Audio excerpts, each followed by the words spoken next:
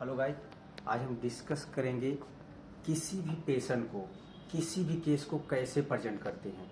ये video last तक जरूर देखना, चाहे यूजी स्टूडेंट हो चाहे पीजी स्टूडेंट हो, बहुत ही हेल्पफुल होगा।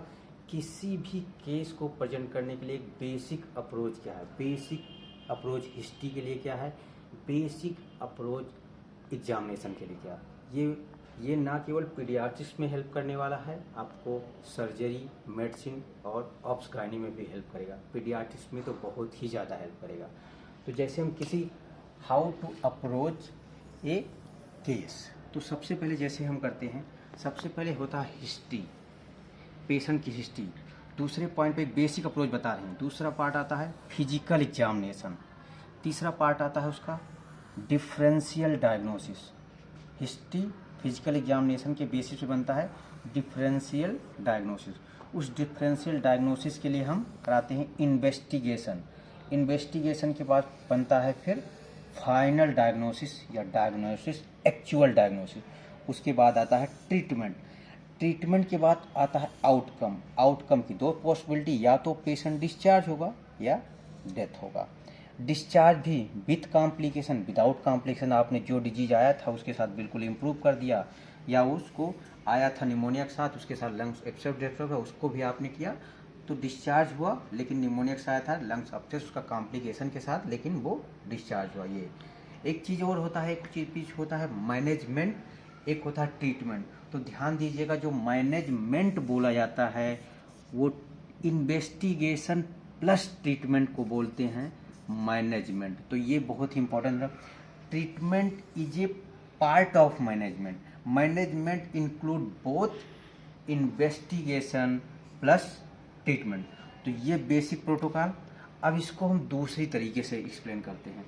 ये बहुत ही इंपॉर्टेंट है। किसी भी केस को अप्रोच करने से पहले आपके दिमाग में ये बेसिक प्रोटोकॉल आना चाहिए।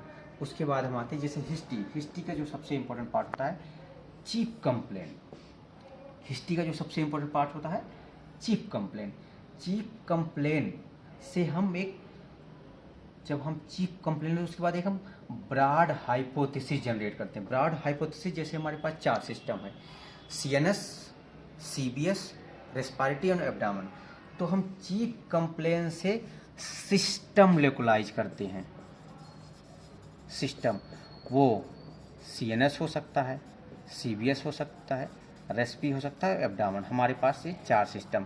तो चीफ कंप्लेन से एक ब्रॉड हाइपोथेसिस हुई। हम उस ब्रॉड हाइपोथेसिस जनरेट में क्या, मान लीजिए उस सीएनएस का केस था, मैंने सीएनएस लोकलाइज कर लिया। उसके बाद आते हैं दूसरा चीज HOPI, history of present illness. History of present illness के बेसिस पे हम नैरो हाइपोथेसिस जनरेट करते हैं। Narrow hypothesis. अब मान लीजिए हमने सीएनएस, अब सीएनएस की उस कंप्लेन से रिलेटेड मान लीजिए 1, 2, 3 डिजीजेज थी। सीएनएस की उस कंप्लेन से रिलेटेड 3 डिजीज थी। तो ये एचओपीआई या हिस्ट्री ऑफ प्रेजेंट इलनेस के बेसिस पे हमने उस सीएनएस को पहले लोकलाइज किया। उसकी 3 डिजीज, वैसे तो सीएनएस की 100 डिजीज हो सकती हैं, उस 3-4 उस कंप्लेन से रिलेटेड 4 डिजीज को मैंने लोकलाइज किया। फिर हमने किया फिजिकल एग्जामिनेशन। फिजिकल एग्जामिनेशन के बेसिस पे हमने इसमें मान लीजिए एक और रूल आउट कर दिया। अब हमारे पास 1, 2, 3 डिजीजेज बनी, 3 डिजीज।